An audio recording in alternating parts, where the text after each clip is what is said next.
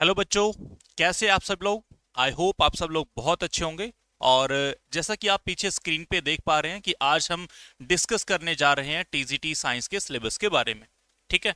हमारा TGT science का syllabus आया है, इसके अंदर क्या क्या रहेगा, कौन से टॉपिक रहेंगे, उन सभी टॉपिक के बारे में आज हम इस एक छोटी सी वीडियो के अंदर डिस्कस करने वाले हैं।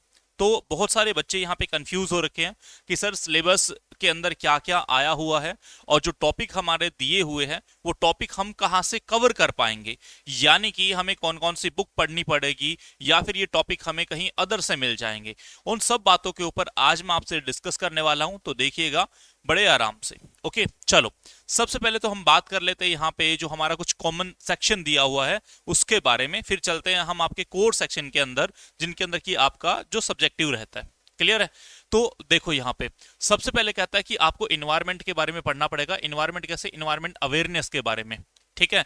इसकी जो वेटेज रखी गई है वो आपका 10% का रखा हुआ है कि इसके अंदर आपको क्या है 10% वेटेज क्या आपको यहाँ पे मिलने वाली है। ये चीजें हम इसके अंदर क्या देखने का काम करेंगे।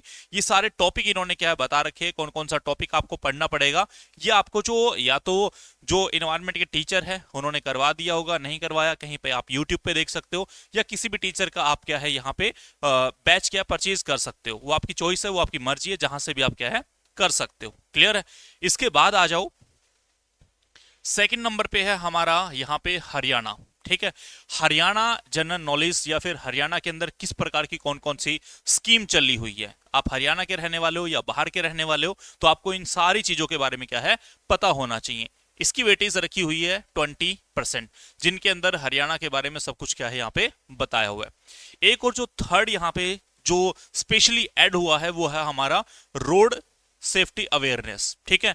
आप लोगों ने देखा होगा कि आप डीएल बनवाने के लिए जाते हैं, ठीक है, या फिर आप रोड पे चल रहे तो बहुत सारे साइन आप देखते हैं। तो आजकल क्या किया गया है, अब की बार गवर्नमेंट ने क्या किया है, इस चीज को अलग से क्या ऐड कर दिया गया है, जिसको रोड सेफ्टी अवेयरनेस के नाम से दिया गया है। ट्रैफिक रूल क्या रहेंगे, क्या क्या इंपॉर्टेंस रहती है, किस तरीके के साइन रहते हैं, वो सारी चीजें देखो। वैसे तो हम डीएल बनवाने के लिए जाते हैं तब भी इन चीजों को पढ़ते नहीं है, पैसे दिए और अपना काम क्या है करवा लेते हैं। लेकिन अब गवर्नमेंट ने क्या किया, आपका सब्जेक्ट बना दिया, अब आपको पढ़ना पड़ेगा। ठीक है। तो इससे क्या है बहुत ज्यादा अवेयरनेस आएगी। आई थिंक गवर्नमेंट ने यही चीजें सोच के इसको यहाँ पे ऐड किया गया है। ठीक है। चलो फोर्थ नंबर पे देखो, यहाँ पे क्या आ गया, आपका जो साइकोलॉजी का आप सब्जेक्ट पढ़ते हो, ठीक है, वो आ गया पूरा का पूरा। ठीक है। जो कि आपने अगर बीएड की है तो उसके अंदर भी पढ़ा होगा, नहीं की तो भी आप क्या पढ़ सकते हो बड़े आराम से। अब चलते हैं हम हमारे कोर सेक्शन के ऊपर, यानी कि जिसकी हम यहाँ पे बातें करने वाले हैं टीजीटी साइंस की।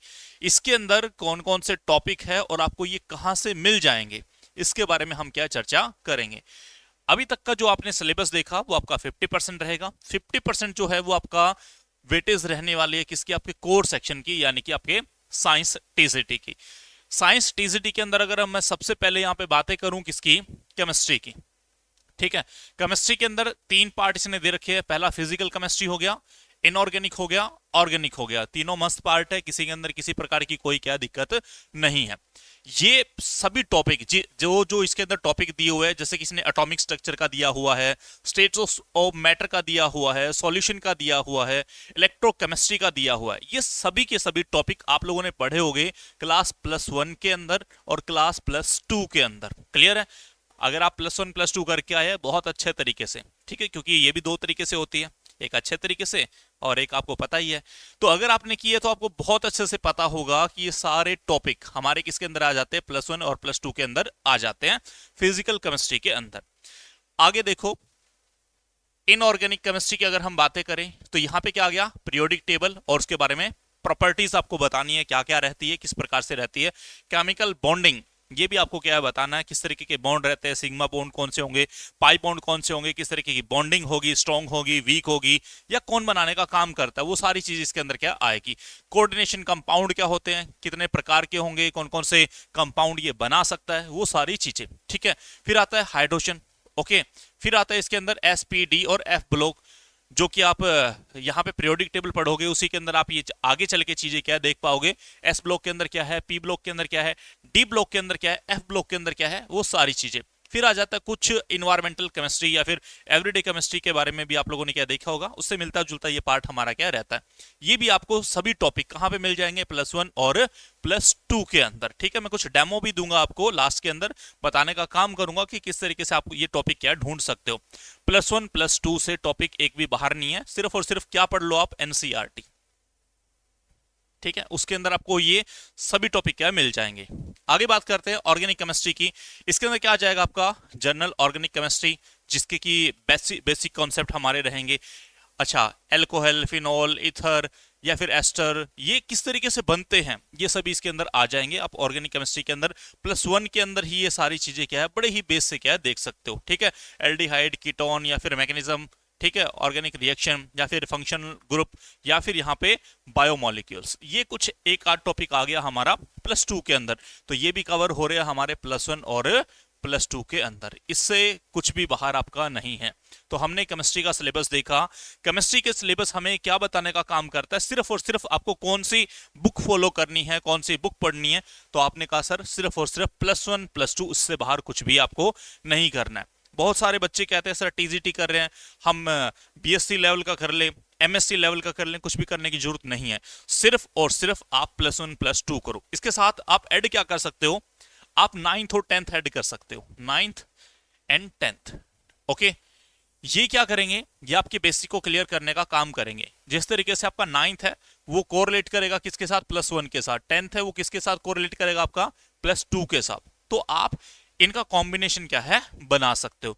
अगर आप बहुत अच्छे हो 9th और 10th में, फिर आपको उठा के देखने की भी जरूरत नहीं है, सीधा आप लग जाओ +1 +2 के टॉपिक के ऊपर।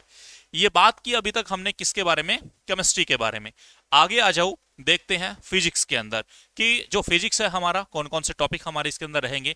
देखो, मोशन है, फोर्स एंड वर्क है, ग्रेविटेशन है, साउंड है, energy, work energy and power है, रे एंड वेव ऑप्टिक्स है, करंट इलेक्ट्रिसिटी है, इलेक्ट्रॉनिक डिवाइस है, मैग्नेटिज्म है, यूनिट एंड मेजरमेंट है, सोर्स एंड एनर्जी है, प्रॉपर्टीज ऑफ मैटर है, न्यूक्लियर फिजिक्स है, मॉडर्न फिजिक्स है, रोटेशनल मोशन है, काइनेमेटिक्स है, थर्मोडायनेमिक्स एंड काइनेटिक थ्योरी है of gases, oscillation and wave. ये सभी टॉपिक भी आपको मिल जाएंगे कहां पे, +1 और +2 एनसीईआरटी के अंदर। ओके, ठीक है, इनके अंदर आपके A to Z आपको क्या है टॉपिक मिल जाएंगे। इससे बाहर आपको कुछ भी पढ़ने की जरूरत नहीं है। लेकिन जो भी आप +1 +2 पढ़ोगे वो बहुत डीप में और बहुत अच्छे तरीके से आपको क्या है यहाँ पे पढ़ना पड़ेगा।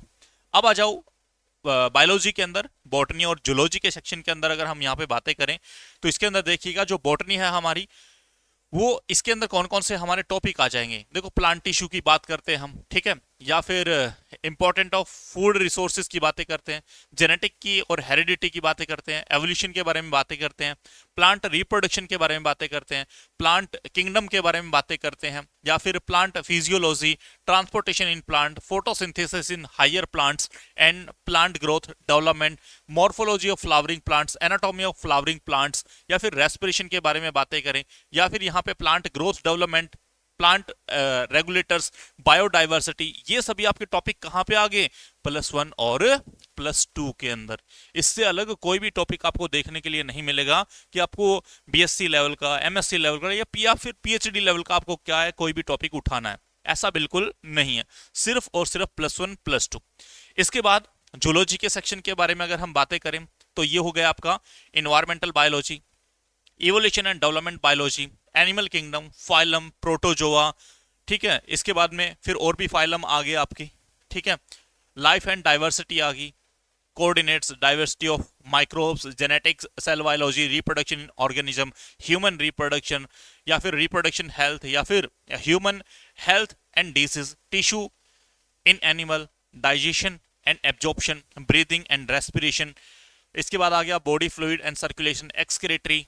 इसके बाद locomotion and movement in human and control and coordination. ये सब भी पार्ट आपके कहां पे आ गए, +1 एंड +2। इनसे बाहर कुछ भी क्या है नहीं है। अगर आपको यकीन नहीं आता तो मैं डेमो के लिए यहाँ पे आपको कुछ दिखाना चाहता हूं, तो आप देखिएगा कि ये सभी टॉपिक हमारे कवर हो रहे हैं सिर्फ और सिर्फ किसके अंदर, +1 और +2 की एनसीईआरटी के अंदर आपके कवर हो जाएंगे।